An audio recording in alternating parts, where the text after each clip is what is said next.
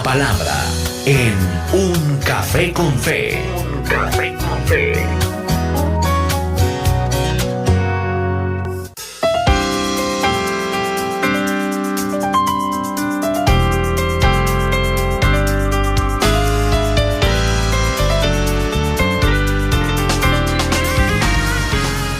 Pues a esta hora iniciamos este tiempo de palabra, este tiempo importante donde debemos gozarnos en la palabra del Señor y en la instrucción de las Escrituras. Siempre dedicar estos minutos son de suma importancia. Recuerda que esta palabra queda alojada a manera de podcast en www.caminoestereo.com, nuestro portal de esta radioestación caminoestereo.com en Santander, al norte de España, capital de la provincia de Cantabria, en 91.6, y también queda en la plataforma YouTube para que escuches el Café con Fe, para que compartas esta palabra siempre. Que la palabra de Dios corra y sea glorificada. Es nuestro anhelo, estimado amigo, que podamos entender de manera adecuada siempre la palabra de nuestro Dios. Y queremos exponer el texto de Romanos 8:28, que es un texto y es un versículo que todo cristiano conoce, pero es un texto que de muchas maneras se ha tergiversado y la verdad se ha utilizado para manipular en muchas ocasiones o para enfocarlo de una manera incorrecta. Ese versículo usted lo conoce. De hecho, muchos lo hemos dicho en diferentes circunstancias de nuestra vida. Ese verso que dice: sabemos que para los que aman a Dios todas las cosas les ayudan para bien. Y esto es para los que conforme a su propósito son llamados. Recuerda ese versículo bíblico. No lo aprendimos de memoria, ¿verdad? Pero ese versículo a veces se utiliza para decirle a otras personas: no te preocupes, lo mejor está por venir. Recuerda que la Biblia dice que todas las cosas nos ayudan para bien, ¿verdad? Y se ha convertido como en un dicho popular, pero se sacó del contexto de la palabra. Entonces, por ejemplo, si despidieron a una persona del trabajo, le dicen: tranquilo, Dios tiene algo mejor para ti.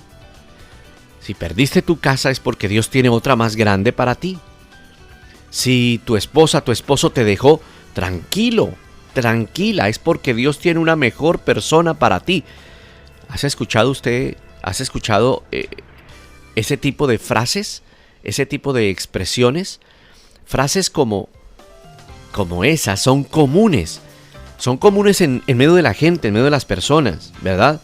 Todos en algún momento hemos dicho esto.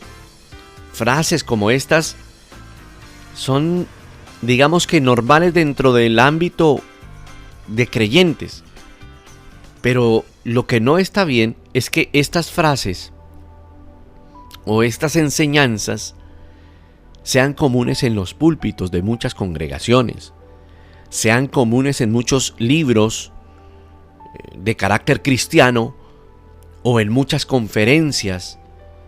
Y mucha de la predicación actual promete que los problemas de la vida diaria son como peldaños para algo superior, mejores cosas, más cosas, nuevas cosas, como que se anuncia. Y esa promesa como que lo resume todo. Lo mejor está por venir. Lo hemos dicho muchas veces. Y parece que la base bíblica para afirmar eso se argumenta en ese texto de Romanos 8:28. Sabemos que para los que aman a Dios, todas las cosas cooperan para bien o ayudan para bien. Y esto es para los que conforme a su llamado y a su propósito son llamados. Miren, muchas veces la doctrina de la prosperidad, hay que decirlo, la falsa doctrina de la prosperidad, se ha levantado reinterpretando esta promesa de este texto para convertirla como en un lema o como en un eslogan para decirle a las personas: lo mejor está por venir. Y según ese entendimiento, como que las dificultades, las batallas, las luchas son anticipos de bendiciones terrenales que Dios traerá. A veces se hace ya como un cliché, ¿no? Como algo mecánico. Hay personas, sobre todo, lo decimos, doctrina de prosperidad, que citan este versículo, afirman que si se puede mantener una actitud de fe, Dios hará que cualquier situación le ayude a usted para bien. Añaden estas enseñanzas que Dios utilizará tus dificultades para la promoción reservada que Dios tiene para ti. Que Dios está usando lo que hoy vives de manera dura, difícil, para prepararte para lo bueno por venir. Suena bien, ¿verdad? Inclusive suena como coherente. Romanos 8:28 se basan en esta palabra. Romanos 8:28 promete a los oyentes, a los creyentes, que la razón por la que Dios cierra una puerta es porque tiene otra puerta mejor para nosotros. Eso es lo que se enseña, ¿verdad? Eso es lo que se enseña. Se basan en este verso para enseñar esto. Eso va acorde con muchos temas o muchas enseñanzas que se dan hoy. Algunos, por ejemplo, toman este verso bíblico y lo enseñan de manera errada. ¿Y cuál es la idea? Querido amigo, no juzgar a nadie, pero sí estar situados de la manera correcta en lo que Dios quiere enseñarnos. ¿Cuántas veces tú has escuchado basado en esa palabra que te dicen, por ejemplo, como Dios cambia los corazones, Él satisface necesidades imposibles? Dios es un Dios de milagros que sana enfermedades incurables, que restaura personas. Cuando te dicen que tú como creyente no puedes vivir una vida mediocre, porque si vives en la pobreza, vives una vida mediocre, que no te puedes conformar con lo pequeño, que tienes que ir a lo grande, que el Señor tiene un propósito muy grande y un plan único para tu vida y que tú fuiste escogido para ser un vencedor, un triunfador, que tienes alrededor de ti la vida, el amor, el liderazgo, la riqueza, y que todo esto lo creó Dios y te entregó absolutamente todo para que tú fueras feliz en esta vida y para que disfrutaras, y porque si estás pasando alguna dificultad, tranquilo, no te preocupes, lo mejor está por venir. ¿Has escuchado ese tipo de mensajes, verdad? Todos. Y son mensajes que nos emocionan. Son mensajes que uno escucha y uno dice: ¡qué bien! Esto se llama fe. ¿Cuántos han escuchado de esta manera y lo han catalogado de esta manera? Pero mira, bajo ese punto de vista, por ejemplo, dificultad económica o batallas económicas o relaciones rotas o las enfermedades que se dice en la enseñanza moderna que es tener una vida mediocre, o que hay pecado, o que no estás en bendición delante de Dios. Se dice que el que pasa por todo esto y que es creyente está en pecado o está en ruina. Pero nos preguntamos hoy a nosotros, ¿realmente esa idea que se enseña hoy en día es el significado real de esta palabra y el mensaje escritural? Romanos 8:28, querido amigo, es como un resumen, podríamos llamarlo de esa manera, de lo que el apóstol Pablo viene diciendo versículos anteriores. Y esa es una clave siempre que leemos la Escritura. A no tomar un versículo en frío e interpretarlo en frío, sino que es necesario que siempre miremos el contexto, versículos anteriores, que le den el sentido a la palabra que vamos a leer. Porque es ahí donde caemos muchas veces en errores, en que tomamos un versículo apartado y lo sacamos de allí, lo extraemos y lo interpretamos como nosotros creemos que puede ser y adecuándolo a la vivencia o a la situación que vivimos. Bueno, Pablo viene diciendo en versículos anteriores otras cosas. Él ha enfatizado la realidad de la aflicción y del sufrimiento que los creyentes experimentan, o que todos los creyentes podemos experimentar. Pero búscalo tú mismo en la Escritura y sitúate en la carta que Pablo le escribe a los romanos en el capítulo 8, donde estamos leyendo estos versos, y vámonos al contexto, retrocedamos un poco para conocer lo que Pablo escribía. Pablo dice, por ejemplo, desde el versículo 17, y si hijos, está hablando de nosotros como hijos, también herederos, herederos de Dios y coherederos con Cristo, si es que padecemos juntamente con Él, para que juntamente con Él seamos glorificados. Pues tengo por cierto que las aflicciones del tiempo presente no son comparables con la gloria venidera en nosotros que se debe manifestar. Porque el anhelo ardiente de la creación es aguardar la manifestación de los hijos de Dios. Porque la creación fue sujetada a vanidad, no por su propia voluntad, sino por causa del que la sujetó en esperanza. Porque también la creación misma será libertada de la esclavitud de la corrupción a la libertad gloriosa de los hijos de Dios. Porque sabemos que toda la creación gime a una, y a una está con dolores de parto hasta ahora.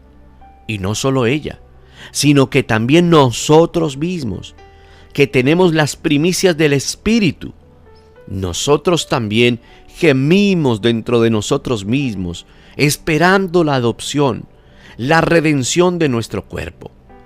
Porque en esperanza fuimos salvos, pero la esperanza que se ve no es esperanza, porque lo que alguno ve, ¿a qué esperarlo?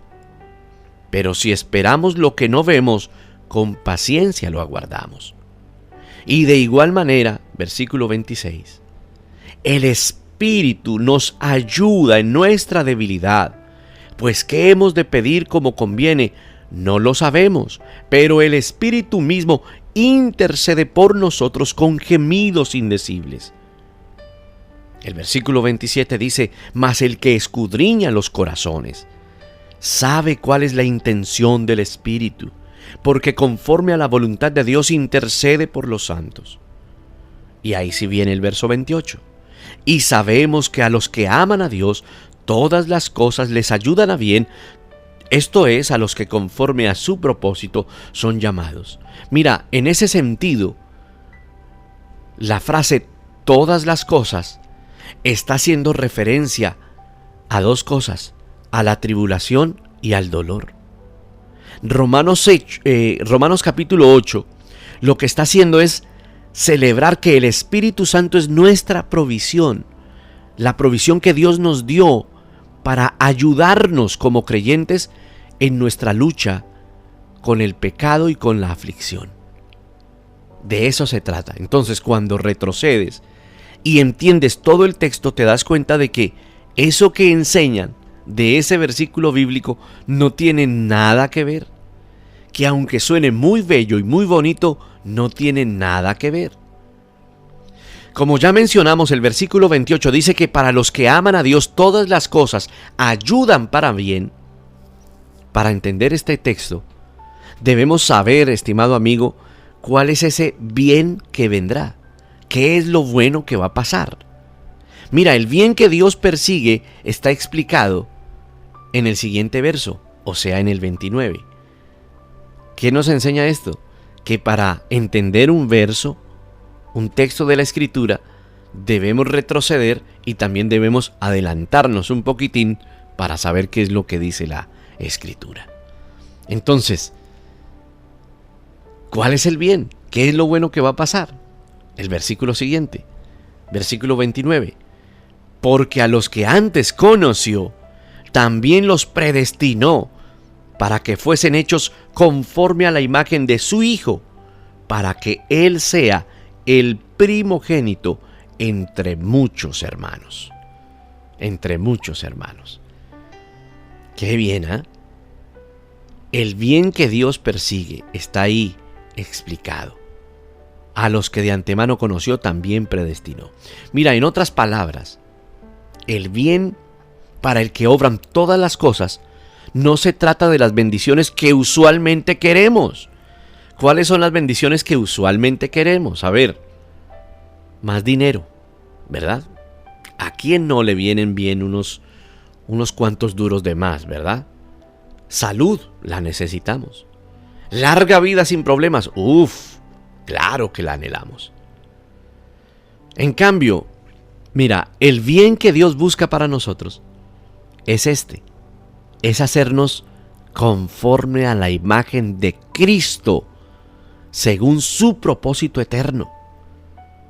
El Señor trabaja para hacernos más sensibles, sí, para hacernos más compasivos, sí, para hacernos más dependientes de Él, claro que sí, más sencillos, más santos, más mansos, más humildes, más misericordiosos.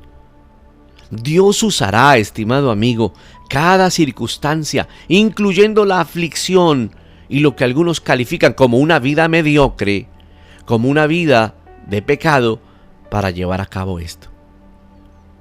Y algunos se preguntan, pastor, ¿pero por qué entonces piensan así? ¿Sabes por qué piensan así? Porque sus mentes están invadidas de mundo. Porque sus mentes están invadidas de una sociedad de consumo en la que vivimos. Recuerda que aunque nosotros estamos en este mundo, no somos de este mundo. Es decir, no pensamos como piensa este mundo. Que anhelamos una mejor vida económica, pero claro que sí. Que anhelamos mejores cosas para nuestra familia, por supuesto. Que anhelas cambiar de coche, claro, todos, ¿verdad? Todos.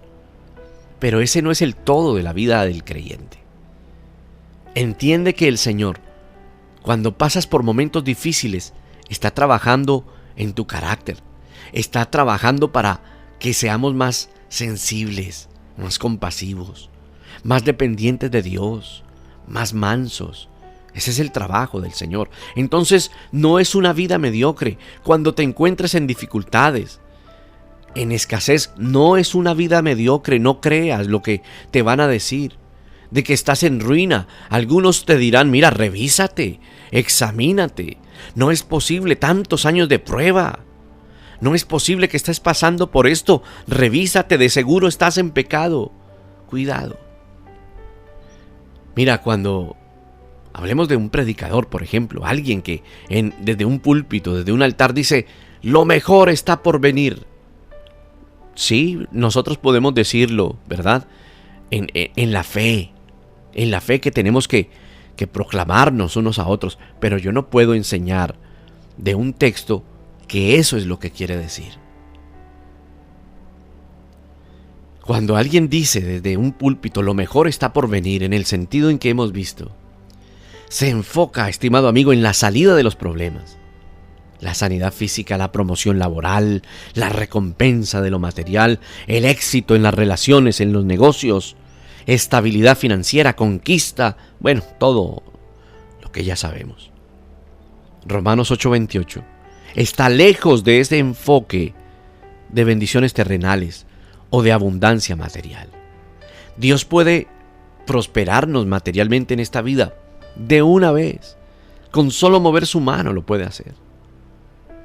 Pero el mayor bien que Él quiere darnos es que nosotros seamos como el Señor Jesucristo. Es que nosotros seamos como Él. Es cierto que Dios es sabio, poderoso, que logra cosas preciosas por medio del sufrimiento. Cierra unas puertas para luego abrir otras, sí, para el bien nuestro, para el bien de los suyos. Nos lleva por situaciones difíciles para luego traer cambios que traigan bendición, sí. Es más, en ocasiones usted y yo podemos ver que las circunstancias por las que pasamos, por las que sufrimos, son causas y circunstancias que Dios usó para llevar a cabo sus propósitos en nosotros. Mira, esto lo aprendemos una vez o muchas veces mejor en la Escritura. Está plasmado en la Escritura. Es como el estilo de Dios, que hace que el pueblo pase por aflicción, porque necesita forjar un carácter. Te pongo un ejemplo conocido en la Escritura: José, que fue vendido por sus hermanos. ¿Qué hizo Dios? El Señor como que os orquestó todo esto, ¿verdad? Para que él fuera a Egipto y para que fuera usado por Dios para traer bendición a su familia. Cuando él se reencuentra con sus hermanos y se da a conocer en Génesis, si no estoy mal, es el capítulo 50, él le dice a sus hermanos: ustedes pensaron hacerme un daño, hacerme mal, pero Dios lo cambió en bien para que sucediera como lo estamos viendo hoy, para que se preservara la vida de muchos.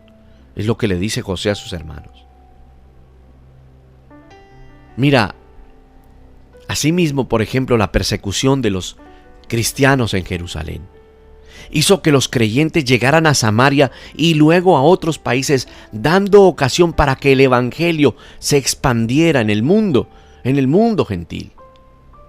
Por eso dice la palabra en Hechos que los que habían sido esparcidos iban predicando la palabra. ¿Por qué fueron esparcidos? Porque se puso tan fuerte la presión de la persecución que empezaron a desplazarse a diferentes lugares, y al desplazarse hablaban de Dios. Mira, Dios obra sus propósitos en sus hijos incluso por medio de la dificultad. Es más, a veces se desarrolla con mayor poder y con mayor fuerza en tu dificultad, porque es el estilo de Dios, que no es el estilo nuestro, que no está aferrado al pensamiento del mundo o al pensamiento consumista o tan capitalista hoy en día. Eso lo encuentras hoy en día. Entonces cuidado si te dicen: tú no eres próspero porque no tienes riqueza, no eres de Dios, y te miran de una manera distinta. Mira, nosotros no estamos por esto. Si has entendido la palabra realmente como es, confía en el Señor, que el Señor traerá bendición. Dios obra sus propósitos en nosotros como sus hijos en medio de la dificultad. Pero una cosa es celebrar que Dios puede sacar cosas buenas de las malas, y otra es asegurarle a las personas que toda aflicción es un anticipo de una mayor bendición, definida como, llámese, prosperidad material o bienestar terrenal. Una cosa es confiar en la sabiduría y la bondad de Dios, que obrará y obra para bien en medio de nuestra aflicción. Y otra muy distinta es afirmar que Dios, por ejemplo, va a duplicar materialmente lo que nos quita, o que un paso atrás siempre significa dos hacia adelante. ¿Cuántas veces has escuchado el tema de la langosta, el saltón y el revoltón? ¿Recuerdas? Yo restituiré lo que comió la oruga, el saltón y el revoltón. Inclusive le dan tan mala interpretación a esto que hablan de que la oruga, el saltón y el revoltón provienen del diablo, cuando esa escritura dice: mi gran ejército que envié. Mi gran ejército, dice Dios. Entonces, no podemos caer en ese tema de la promoción en algún área de nuestra vida, porque Dios nos quiere promover. Y ahí hay una diferencia crucial. Muchos son los que creen que lo mejor está por venir. Y qué bueno que con esa actitud nos levantemos todo el día, ¿verdad? Porque es una actitud de fe, es la actitud que debemos tener, es decir, caminando hacia la bendición, hacia el progreso, en una buena actitud. Porque no te vas a despertar y no vas a iniciar tu día en derrota. No se trata de eso. Pero sí se trata de que disciernas la palabra como es. Muchos son los que creen que lo mejor está por venir. De esa manera, luego terminan, la verdad es que muy decepcionados. Incluso mucha gente apartándose de Dios o apartándose de la iglesia porque creyeron a promesas falsas que no son. Es como cuando alguien invita a otro a una congregación y le dice, mira, vamos a la iglesia y tu vida va a cambiar. No, no se debe enseñar de esta manera. Por eso muchos terminan apartados de Dios y de la iglesia, porque están haciéndose unas ilusiones vanas. Y muchos ven a Dios como el rico magpato, el que tiene las bolsas de dólares, de euros, de dinero en su mano. No. Ese es uno de los resultados terribles de interpretar mal un texto, y un texto tan precioso como Romanos 8:28. La verdad es que ese texto, estimado amigo, nos recuerda el poder soberano de Dios para que nosotros tengamos el consuelo en medio de toda prueba. Si todo obra para bien es porque Dios lo hace posible. Él gobierna todo y nosotros, estimado amigo, podemos descansar en Él. Entender bien esta palabra trae una nueva y esperanzadora expectativa en el sufrimiento para nuestra mente y para el corazón nuestro. Que si estás pasando por momentos difíciles, el Señor te bendice porque tiene misericordia de nosotros. El Señor Jesucristo es mejor que todo lo demás. Alguien dijo que la verdad en la que debemos creer es que Dios es soberano. Él hace su buen propósito, así es. Y ese propósito, estimado amigo, no se va a frustrar. El Señor gobierna todos los eventos, todas las acciones de sus hijos de tal forma que no actúan fuera de su voluntad soberana, porque ahora el Hijo de Dios le pertenece a Dios. Nosotros debemos creer, aferrarnos a esto cuando enfrentemos la adversidad, la tragedia, si queremos glorificar al Señor. Entendamos esto, Él es soberano. Ya está. Él hace las cosas como Él quiere, cuando Él quiere, con el que Él quiere, actuando de la manera en que Él dispone. Cuando entendemos esto, recordamos que nosotros como predicadores, nosotros no somos llamados a impresionar. Nosotros no somos llamados a entusiasmar al pueblo de Dios con falsas expectativas. ¿Qué quiere decir esto? Que sí, es cierto, debemos hablar con fe, pero debemos hablar de manera real.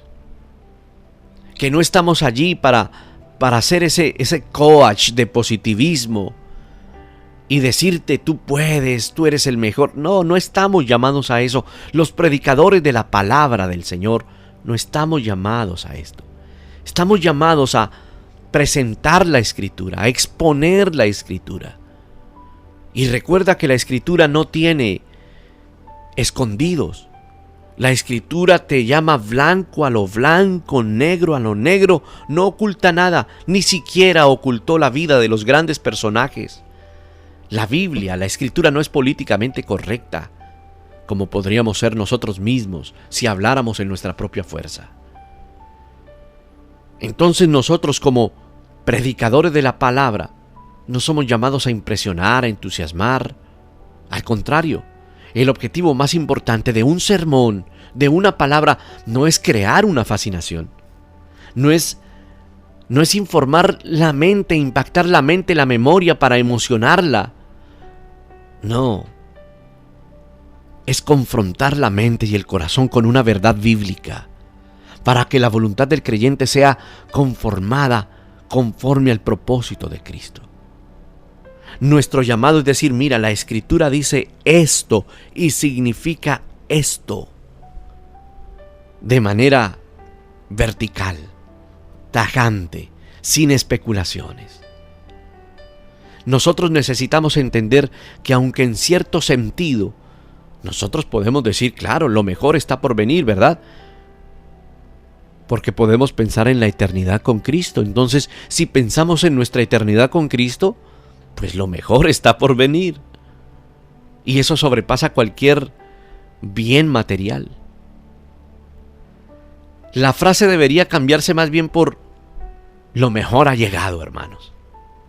Lo mejor para el creyente ya lo tenemos y es Cristo que está en nosotros. Por su sacrificio, por ese sacrificio en la cruz, es que todo obra para nuestro bien. Cuando antes estábamos bajo condenación, cuando estábamos en la gloria de nuestra propia experiencia, de nuestra propia fuerza, de nuestra propia suficiencia, que es vanidad, estábamos muy mal. El apóstol Pablo escribe: quiero ganar a Cristo. Lo menciona en Filipenses 3:8. Aún más yo estimo como perdidas todas las cosas, en vista del incomparable valor de conocer a Cristo mi Señor, por lo cual yo he perdido todo, lo considero todo como basura, a fin de ganar a Cristo, dice él, y ser hallado en Él, no teniendo mi propia justicia, sino en Él. Eso está en Filipenses capítulo 3, verso 8, verso 10. El Señor es mucho mejor que una vida libre de problemas. Él es mejor que la salud. Él es mejor que la estabilidad financiera. Él es mejor que una vida cómoda y segura.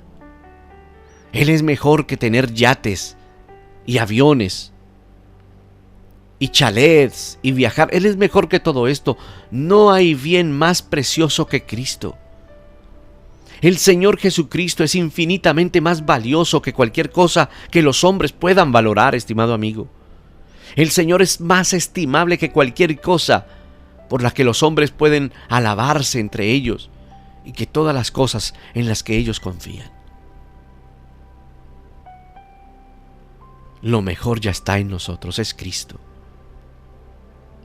Así que, si usted no tiene trabajo o lo despidieron de su trabajo, eso no necesariamente significa que el Señor tiene algo para ti, un trabajo mejor. Es que el Señor te está tratando de una manera diferente. Y recuerda que muchas veces no es como nosotros creemos en nuestro entendimiento humano. Si perdiste tu casa por alguna situación, eso no garantiza que tendrás una más grande en los próximos años. Mira, no confundamos prueba con mala decisión. Te pongo el ejemplo, por ejemplo, de lo que estamos hablando. No, perdí mi casa. Perdí mi casa porque Satanás me la quitó. Incluso culpan a Satanás. Pero de pronto fue una mala decisión. Te endeudaste para tenerla. Lo hiciste de manera emocional, apresurada. Y ahora pagas las consecuencias. Entonces no podemos decir que es prueba a algo en lo que nosotros decidimos mal. Si usted perdió su casa, eso no es garantía que usted tendrá una más grande en los próximos días o en los próximos años o en los próximos meses. O si hubo dificultades en el matrimonio y hubo divorcio, no significa que es que Dios tiene una persona mejor para usted. Mira, puede que vengan momentos difíciles, pero nosotros como hijos de Dios podemos estar seguros de esto, que el Señor Dios usa todo para hacernos más como su Hijo, como Cristo, si hemos creído en su Evangelio, si estamos conociéndolo cada día más. Eso es mejor que cualquier otra cosa. Eso es mejor que cualquier bendición terrena. Él quiere hacernos más como Él. Entendamos que la palabra de Dios es viva, que la palabra de Dios es eficaz, que la palabra de Dios es una bendición para nosotros, que la palabra de Dios nos puede transformar. Entendamos que el Señor quiere hacer cosas nuevas, pero que las entendamos bíblicamente. Mira, la verdad está en las Escrituras. Sumérgete en las Escrituras para que encuentres la verdad de tu vida. Padre, cuánto necesitamos de verdad entender tu palabra de manera real, no entenderla de manera emocional. Señor, te pedimos que cierres nuestros oídos a la vanidad del mundo que quiere enseñar aún de las falsas enseñanzas que se visten de cristianismo. Cierra nuestros oídos a esto.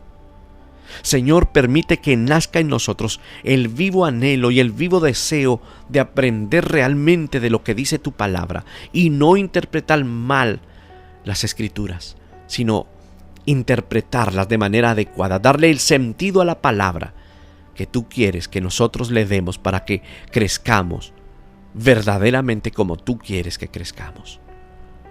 Ayúdanos a entender que lo mejor ya está entre nosotros, que es la salvación, una eternidad contigo. Te doy gracias hoy en el nombre del Padre, del Hijo y del Espíritu Santo. Amén.